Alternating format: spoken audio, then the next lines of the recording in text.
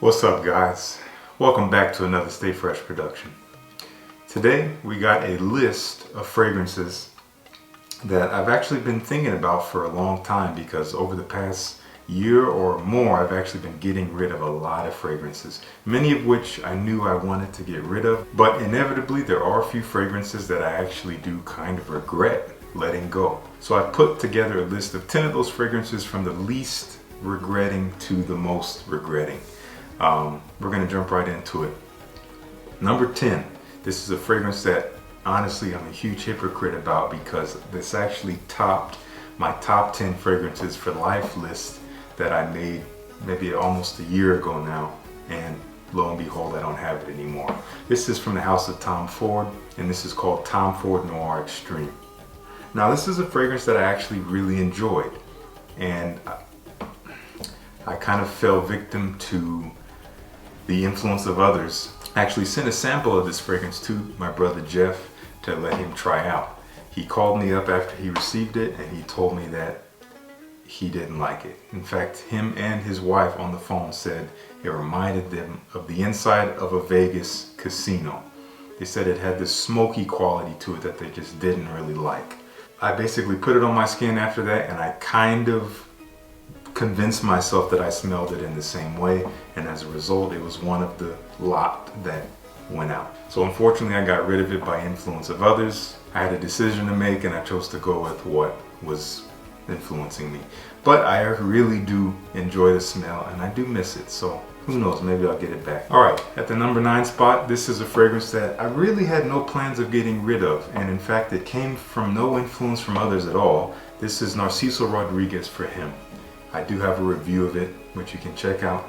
I really do miss the scent. I think, again, I was in this purge mode, and I smelled it during all my final testing of fragrances that were either going to stay or go, and I just decided for whatever reason it was too different. I had never received any feedback on it, positive or negative, and I decided, well, this fragrance, it just kind of falls flat in my collection. It's too different. I'll get rid of it. But what I realized is that it's one of those fragrances that I love to wear when I don't feel like talking to anyone, when I don't feel like being social at all. I could spray it on and it would fit my vibe and my mood perfectly. And I do miss that. So I might look into picking that up again. It's relatively inexpensive, so it shouldn't be hard to reacquire. That is Narciso Rodriguez For Him. Alright, up next is a fragrance that I haven't talked about in a long time, because I got rid of it quite a while ago. I do have a review of this fragrance, and it is Ons Lonely Cologne. This is a fragrance I really enjoyed when I got. It came as a result of an accidental purchase. I thought I was getting the original from a seller on eBay. They sent me the cologne version, but I smelled it and I liked it so much to keep it, I ended up moving it out because I didn't really appreciate it. And I also got kind of a meh feedback on it. Someone just said, it's okay. And I convinced myself to let it go. But I think that in reacquiring it, I would appreciate it now more so than I did then. So I've actually repurchased it. I'll be getting it very soon, and I really look forward to it. It's going to be a great scent to wear for the summer. So that's Lonely Cologne from the House of Guerlain. At number 7, this is OGJV. That's what I call it, but it's the original John Barbados for Men fragrance. Love this one. Beautiful leather and plum and cinnamon. Beautiful dark but kind of aromatic and a little bit sweet, very masculine scent. Perfectly subtle but still present. I love this one, but I was tight on cash, as I've alluded to in the past, and I told myself I could only keep one John Barbados fragrance, and I actually went with Vintage, which I still have and still love, and I decided to get rid of the original one. But luckily, it went to a good home. My brother really wanted it, so I sent it to him, and he's really enjoying it. So that I do appreciate. Maybe I'll get it back. I'm not sure, but I do miss the scent. It was so good, I didn't dislike anything about it. It was a weird place for me, but you get the idea. That's OGJV. At number 6, Armani Code Profumo. I had a beautiful little 30 ml bottle of this. You don't really see those around much. I don't know, I took a lot of pride in that bottle. I would always see reviews with the big 125 ml or the 100 ml, 75, whatever it comes in. But I had my little 30 ml bottle, and I loved it. It was so cute and petite, but it packed a punch. This is a fragrance I sold certainly for the money. I missed it immediately. As soon as I packed it up and taped it up, I'm like, man, I don't want to get rid of this. But I needed the money, so I sold it off. This was a great one to wear for fall and winter nights. Super easy to throw on. Got great compliments, so I might reacquire it. We'll see. I have another fragrance coming in that might actually fill that void.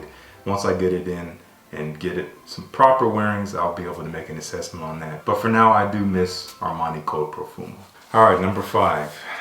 Yet another fragrance I got rid of because I needed the money, not because I didn't like it at all. And this is one I used to speak high praises of, and I'm not a hypocrite because I still love it. It's Harrod from the House of Parfums de Marly. Love this fragrance, but again, I was tight on cash, needed the money that it would give me, so I sold it off. I really miss it. It was so elegant to wear for fall and winter, had great performance and a pretty unique scent character. I would love to reacquire it somehow when money is in a good place. That's a fragrance that felt really close to me as a person, that I could really identify with. So that's Harrod from Parfums de Marly. Up next, this is a basic one, Chanel Allure Homme Sport Eau Extreme. And I got rid of it for that very reason. It got a little basic to me. It was super pleasant, and I actually got really great feedback from it. And I got rid of it a while ago, and I actually had a 2012 batch bottle, which is the first batch, and I didn't know what I had when I sold it off. I was very ignorant and naive, but it was a great performing batch, and it had just the most beautiful scent, and again, got me great feedback, but it got a little basic to me when I was doing my purging mode, and I ended up moving it out. And I've seen people talking about it non-stop ever since then. For a couple years now, it hasn't waned in terms of popularity, and there's a good reason for that. So I might look into getting it again. It's a hard one to pick up discounted unless you get it used. We'll see. I really do miss this scent. That's Chanel Allure Homme Sport Eau Extreme. All right, up next, number 3. This is another Chanel, and this one you could call me hypocrite on. This top of my spring list of 2018. This is Bleu de Chanel Eau de Parfum. And I did not get rid of it because I didn't like it anymore. I sprayed it on one day and I just felt like, man, I smell like every other dude out there. It smelled just generic, fresh. It smelled like a mall fragrance. And I just convinced myself I need to be more different. So I sold it off. And I miss it. I miss wearing it. I miss how easy it was to wear in the spring and the summer. It was probably the top of my list for easy to wear designer fresh fragrances, and high quality designer, I would say. You can never go wrong with Bleu de Chanel. And now I'm like, man, I don't really care if I smell like everybody else. Some days you just want to put something on and smell good, and know you smell good without having to think about it so much. So for that reason, I might be getting that back. We'll see. At number 2, a fragrance I got a lot of wearing out before I sold it off was Prada L'Homme. I love this one. It got a little flat for me after a while. I would spray it on and it smelled so pleasant, but it lacked the depth I think I was looking for at that time. I sold it off over the summer, last summer, and I miss it. I miss how versatile it was. I miss how pleasant it was. It had great performance, super elegant, you know, that beautiful fresh iris, a little soapy, kind of sweet with, like, I think tonka bean. If not tonka bean, then some kind of amber accord in there. It had a little bit of warmth to it. Just really nice. I don't know if I'll reacquire it, honestly, but I got, again, a ton of wearing out of it. I wore it so much. I went through almost half of my 50 milliliter bottle before I sold it off. More so than I think any of my other designer fragrances that I had. So that goes to show how much I liked it. Again, we'll see if I get it back, but I miss it. That's Prada L'Homme. And number 1.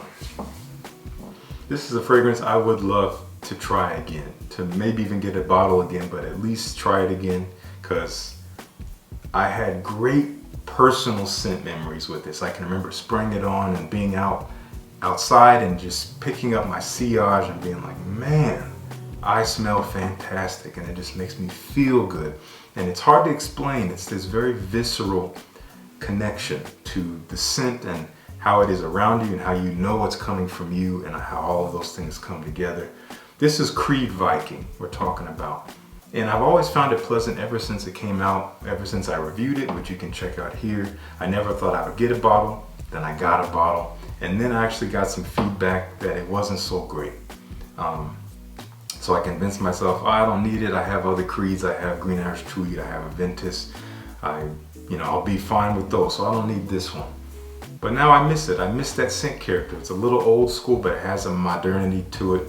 Fresh, spicy, has a little bit of creaminess from sandalwood, very open and aromatic with the mint, and has a little bit of rose in it. Really nice scent. I would like to get another bottle on the cheap somehow. If any of you guys are selling one, let me know down in the comments. Let's talk about it. So that's Creed Viking. I would love to pick up a bottle of that again someday. Anyway, so that is the list of fragrances that I wish I still had. I'm actually going to do another list of fragrances that I'm glad I got rid of. So if you want to see that, let me know down in the comments. But I'll probably do it anyway because it sounds like fun to me. I really hope you guys enjoyed the list. Thank you for tuning in. Let me know if there's any other fragrances that you sold off that you wish you had still had and maybe you'll reacquire, or fragrances that you've already reacquired because you got rid of them and missed them. Let's talk about it. Peace. I'll see you guys on the next one.